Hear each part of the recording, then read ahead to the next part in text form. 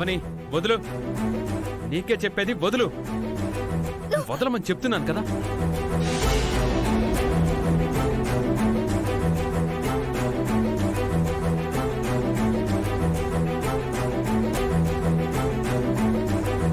ఏమైంది నీకు?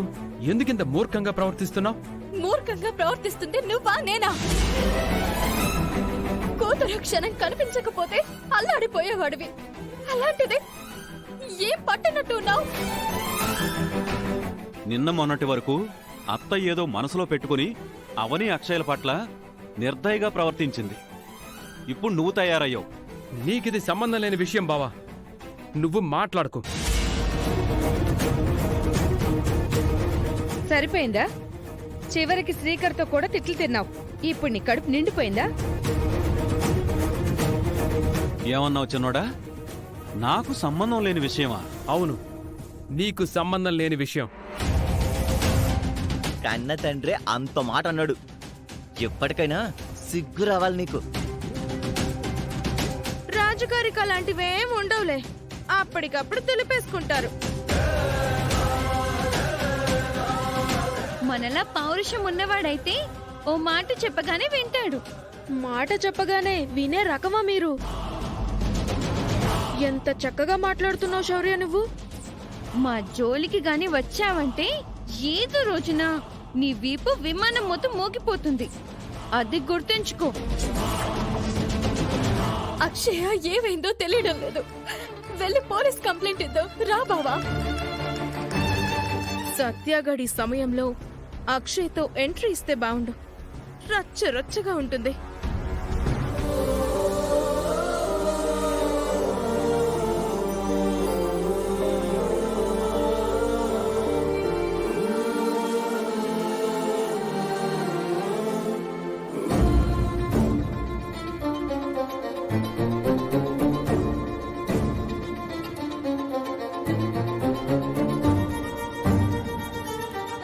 ఆగు బావా.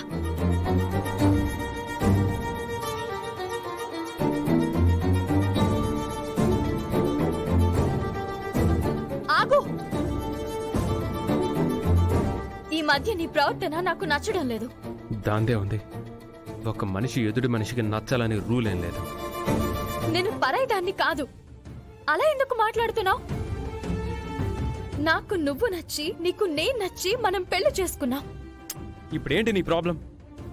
నీ ఆఫీసులో నీ ప్యూన్ రాత్రిపూట 1 గంట ఆలస్యంగా నీ కోసం పనిచేస్తేనే అతనికి నువ్వు థాంక్స్ చెప్తావు. అలాంటిది నీ కూతురుని పెద్ద ప్రమాదం నుంచి కాపాడి తీసుకొచ్చిన సత్యకు ఎందుకు థాంక్స్ చెప్పలేకపోయావు? నీ మనసుకి గిల్టీగా అనిపించడం లేదా? కృతజ్ఞత తెలిపే సంస్కారానికి కూడా దూరం అయిపోయావా నువ్వు? కూతురికి ప్రమాదం జరిగిందన్న బాధ, గండం నుంచి బయటపడిందనే సంతోషం నీలో కొంచెం కూడా కనిపించడం లేదు. ఈ సమయంలో నువ్వు కూతురి పక్కనుండాలి. కూతురు నీ గుండెల మీద ఉండాలి. నువ్వేంటి నీకేం సంబంధం లేనట్టు దిండు దుప్పటి పట్టుకుని బయటికి వెళ్ళిపోతున్నావు? ఇప్పుడేంటి? సత్యకి ఫోన్ చేసి థాంక్స్ చెప్పాలి, అంతే కదా? అతని నంబర్ నా దగ్గర లేదు. నీ ఫోన్ నుంచే చేసి చెప్తాను.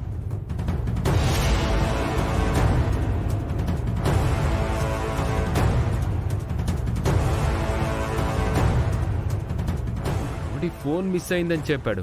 దొరికిందో లేదో మరి. నేను బాధతో మాట్లాడాను, నువ్వు కోపంతో ఫోన్ చేస్తున్నావు. ముందు థాంక్స్ చెప్పేస్తా, తర్వాత మాట్లాడుకుందాం. రింగ్ అవుతుంది.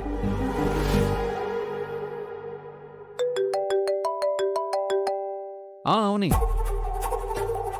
నేనే నీకు కాల్ చేద్దాం అనుకున్నాను. నా మొబైల్ దొరకలేదు. సేమ్ నంబర్తో మరో సిమ్ తీసుకుని కొత్త మొబైల్లో వేసుకున్నాను. నేను శ్రీకర్ని. ఓహ్ శ్రీకర్, తన నంబర్ నుంచి వచ్చేసరికి అవని అనుకున్నాను. పాప ఎలా ఉంది శ్రీకర్? బాగుంది, నిద్రపోతుంది. టెల్ మీ శ్రీకర్, ఏదైనా మాట్లాడాలా? అవును చెప్పు. ఏమీ లేదు, నీకు థాంక్స్ చెప్పుకుందామని కాల్ చేశాను. అయ్యో, మనలో మనకు థ్యాంక్స్ ఎందుకు శ్రీకర్? హే, లేదు లేదు, నేను ఖచ్చితంగా థ్యాంక్స్ చెప్పాలి.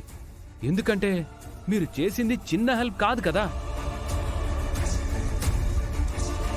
రోడ్ మీద ఎవరికైనా యాక్సిడెంట్ జరిగితే కొందరు అంబులెన్స్ కాల్ చేసి వదిలేస్తారు, మరికొందరు ఇంట్లో వాళ్ళకి కాల్ చేసి చెప్తారు. కానీ నువ్వు అక్షయ్ని హాస్పిటల్కి తీసుకువెళ్ళి జాయిన్ చేసావు, అందుకు థ్యాంక్స్ చెప్పాలి.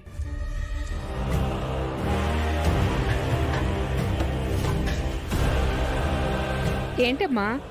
ఇప్పుడే సిద్ధాంతి గారు ఫోన్ చేశారు. రేపు యాగంకు సర్వం సిద్ధం చేసుకోమన్నారు. అందరూ కాస్త తొందరగా రెడీ అయి ఉండండి. సరేనానమ్మా, ఎర్లీ మార్నింగే లేచి రెడీ అయిపోతాను. రేపు శాస్త్రోక్తంగా ముక్కు పుడక శౌర్యకి చేరుకుంటుంది. నేనెంతటి అదృష్టవంతురాల్ని, నాకెంతో ఆనందంగా ఉంది. మామూలు అదృష్టవంతురాలివి కాదు. కొన్ని సంవత్సరాలుగా దాని గురించి కుటుంబంలో యుద్ధాలే జరిగాయి.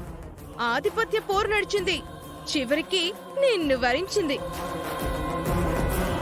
ఎవరికి రాసి పెట్టుంటే వాళ్ళకే దక్కుతుందని రేపు ప్రూవ్ కాబోతోంది. ప్రతి బియ్యపు గింజ మీద తినేవాడి పేరు రాసిపెట్టుంటుంది అన్నట్టు ముక్కు పుడక మీద దేని పేరు రాసిపెట్టుంది. నాకెందుకో కొడుతుంది. రే చీకాగో, ఏం కొడుతుందిరా నీకు? ఇది కరెక్ట్ కాదేమో అని కొడుతుంది. రేయ్, ముందు నిన్ను కొడితే అంతా సెట్ అయిపోతుంది. ఈ విషయం చెప్పాలనే పిలిచాను. శ్రీకర్, నువ్వీ విషయంలో మాట్లాడాల్సిందేమైనా ఉందా? ఏం లేదమ్మా,